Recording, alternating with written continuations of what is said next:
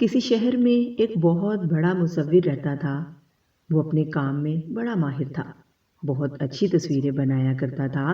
لوگ اس کی تصویروں کو بڑے شوق سے خریدتے تھے۔ وہ روز ایک تصویر بناتا اور اس کی تصویر 5,000 روپے میں بک جاتی تھی۔ اس کا ایک بیٹا بھی تھا جسے بچپن سے ہی باپ کو دیکھ کر تصویریں بنانے کا شوق پیدا ہو گیا۔ بڑے ہو کر اس نے بھی تصویریں بنانا شروع کر دی۔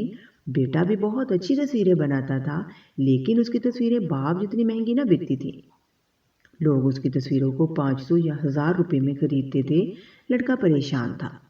اس کا خیال تھا کہ اس کی تصویریں باپ جتنی اچھی نہیں ہوتی، اس لیے لوگ بہت کم قیمت میں خریدتے ہیں۔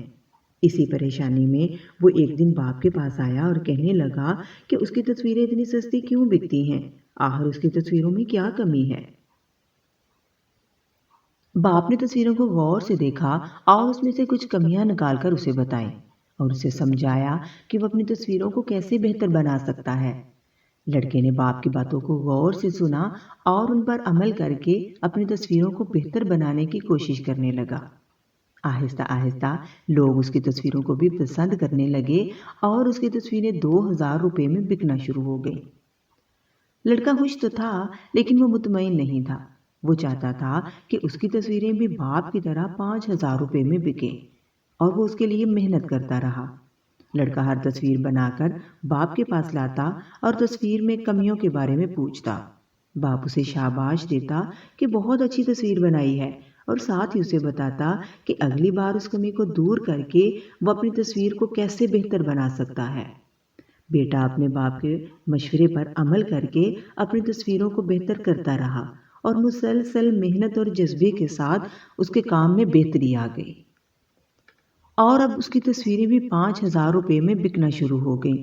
پھر ایک وقت ایسا بھی آیا کہ لوگ بیٹے کی تصویروں کو زیادہ پسند کرنے لگے اور زیادہ پیسے دینے لگے۔ بیٹے کی ایک تصویر 6,000 روپے میں بکنا شروع ہو گئی۔ باپ اب بھی بیٹے کی تصویر میں کمیاں نکال ہی دیتا تھا، لیکن بیٹے کو اب باپ کی بات اچھی نہیں لگتی تھی۔ وہ بے دلی سے باپ کی بات سنتا اور نہ ہی اس پر دھیان دیتا اور نہ ہی اس پر عمل کرتا تھا۔ پھر ایک دن تو اس کا صبر جواب دے ہی گیا۔ جب باپ تصویر میں کمیاں نکال رہا تھا تو اسے غصہ آ گیا۔ آپ تو بس ہر وقت کمیاں ہی نکالتے ہیں۔ میری تصویریں آپ سے بھی مہنگی بکتی ہیں۔ میری تصویریں بالکل پرفیکٹ ہوتی ہیں۔ باپ بیٹے کی بات سن کر خاموش ہو گیا اور بیٹے کو مشورے دینے بند کر دیے۔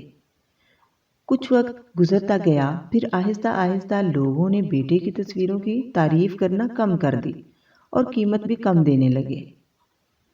کئی مہینے گزر جانے کے بعد جب ایسا ہی رہا تو بیٹا پریشان ہو گیا، اور وہ اسی پریشانی میں ایک دن باپ کے پاس آیا اور ساری بات بتائی۔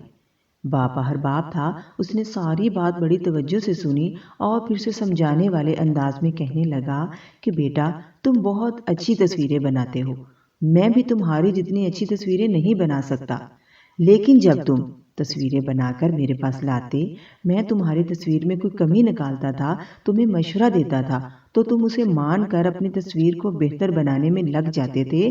تم اپنی تصویروں سے مطمئن نہیں ہوتے تھے، تم خود کو بہتر بنانے کی کوشش کرتے رہتے تھے، اور وہی بہتر کرنے کی کوشش تمہاری کامیابی کی وجہ تھی۔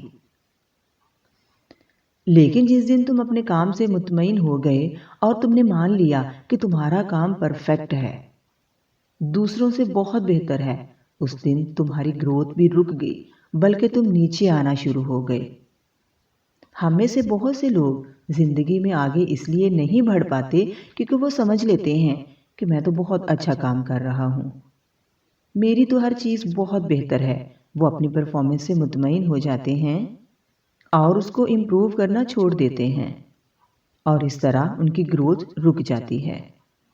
زندگی میں آگے بڑھنا ہے، بہت آگے جانا ہے، تو اپنے کام سے مطمئن ہونا چھوڑ دو۔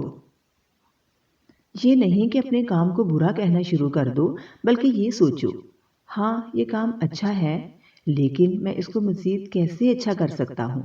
اس کو مزید اچھا کر کے میں مزید اپنے کام میں پرفیکشن لا سکتا ہوں۔